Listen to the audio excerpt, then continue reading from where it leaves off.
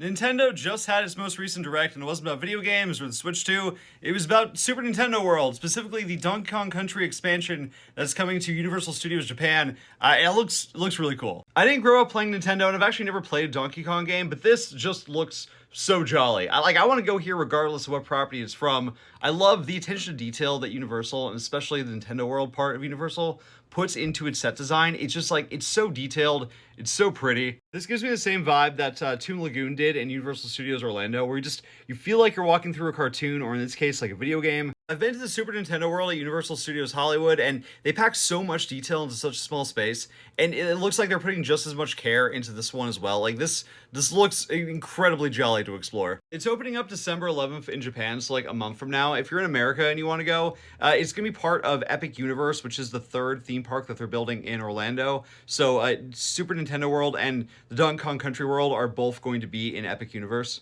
This Nintendo Direct was a pretty short presentation, only like 10 minutes, but they showed off some of the games that you can play. Super Nintendo World is also big on this, about like games that you can play with these wristbands that you buy. The problem is the wristbands were like $40 and you end up waiting like an hour to play a 5-minute game, but it is cool that this stuff is there, and it does add more moving parts to the environment as you're walking around, even if you're not playing the games. Like after they get done with this drum mini game, a rhino pokes his head out, and like that's still moving parts happening around you, which adds to the liveliness whether you're playing or not. They also showed some of the food, and I will say that Nintendo World's food is top tier for theme park food, and this looks really good. Plus, you get the cool commemorative mug, so like it's probably worth it just for that. The one ride that's going to be in this area is going to be this roller coaster, which is cool because Universal doesn't have that many roller coasters. I wouldn't expect this thing to be terribly fast. This is still Nintendo that we're talking about, but still, looks fun. What do you think about this? Are you going to be traveling to Japan to try out Donkey Kong Country? Are you going to be going to the one Epic Universe when that opens? And if Nintendo continues to deepen this relationship with Universal,